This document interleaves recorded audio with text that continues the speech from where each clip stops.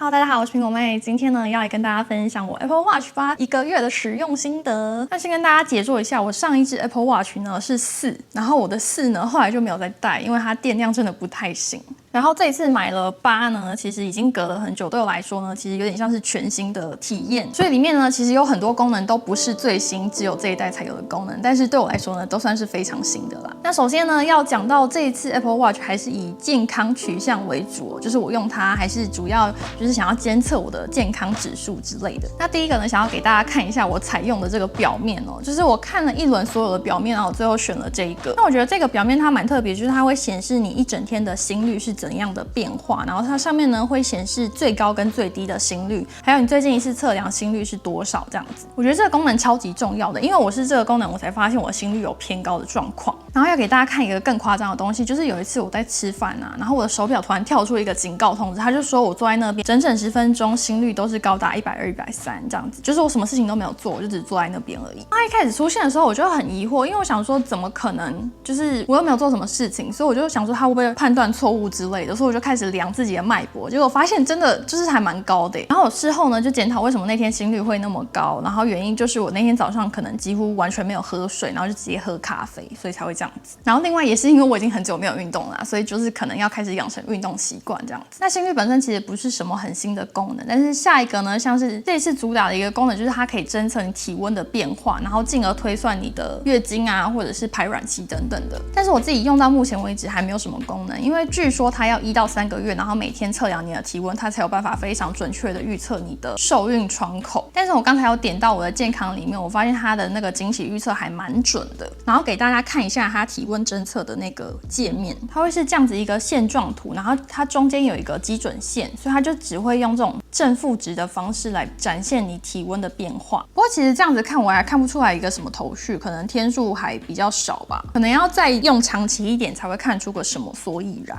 所以就是如果你今天有备孕需求的话，我觉得这只手表应该是会蛮适合你，因为它应该是可以很准确的计算你的受孕窗口。然后再来下来我们要讲到运动功能，就是你每次在运动之前呢，都要记得去把它打开那个记录，因为有的时候可能去散步什么就会忘记打开，它也不会问你说你要不要打开耶，就是因为我记得之前手表不是都会自动侦测到说哦你现在在运动，然后它就问你要不要开始嘛，结果我这次都没有。那把那个东西打开之后呢，就可以记录你的总共运动时长啊，你的心率等等的。然后我之前还有在慢跑的时候都会把那个记录打开，然后结束之后呢，看着那个表就觉得很有成就感。而且如果你今天是有打开定位的话，它上面还可以显示说你跑了哪些地方这样子。然后下一个呢，我想要讲到就是睡眠阶段侦测的功能哦，这个是 watchOS 9的新功能，那并不是这一代限定的，就是前面几代都可以这样子。然后它可以记录你每个睡眠阶段的变化，然后是多少时长这样子。我觉得这个部分还蛮有趣的，就是每天早上都可以看到说哦你今天深睡了多久啊，你的快速动眼期是多久这样子。但是我觉得到目前为止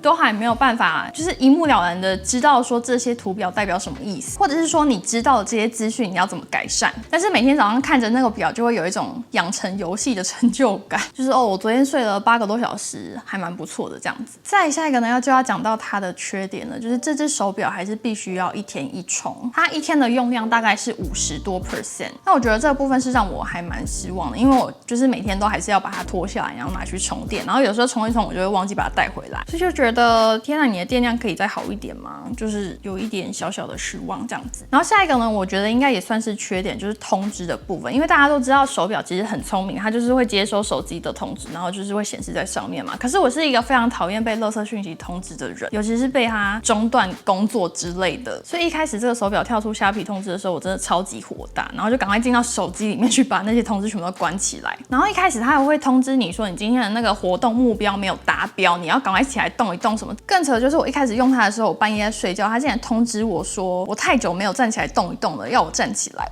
真的是给它非常的无奈。就是如果你有用过苹果手表，你会知道它有一个站立提醒，就是它发现你坐着太久的时候，它会鸡婆的想要提醒你起来动一动，可是它竟然出现在半夜，就超级莫名其妙的。然后现在想想，我才发现我的手表除了记录我的健康指数之外，好像没有其他的用途。除了就是在煮水饺的时候可以打开计时器之外，好像平常没有什么机会用到它。就是大部分的时候我看手表都是在看我的心率还有现在的时间，但是里面的其他功能就是基本上没有什么用到。接下来我想要跟大家分享一个还蛮有趣，就是这一次 iOS 才推出的一个用手机控制手表的一个功能。那这个功能是为那些身心障碍者设计，就是他可能没有办法很清楚的直接操控手表的话呢，他可以在手机上面也操控手表这样子。但是它有限定，就是软体你要更新到什么版本之后才能使用这个功能。你要先进到设定，然后呢，我们去找到辅助使用。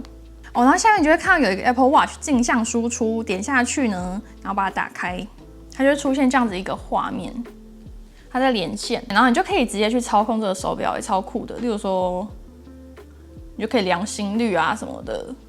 就是你可以在手机上面及时的操控你的手表。那目前我会用这个功能，就是可能拿来荧幕录制之类的，这个画面就超大的，有没有？所以就是一个好玩的小功能，跟大家分享一下。好，那以上呢就是我们 Apple Watch 8使用到目前的心得。其实好像没有太多心得，因为毕竟这些功能好像以前都差不多有了。对啊，好像没什么好讲的。感想的话，可能就是觉得自己应该要再多运动一点吧。就是毕竟都已经买了这只手表，应该要发挥它的功用，就是记录我的运动这样子。好，那我们今天的使用心得分享就到这边。如果大家喜欢这部影片的话呢，记得帮我按赞、订阅，还有开启小铃铛哦。那我们下次再见，拜拜。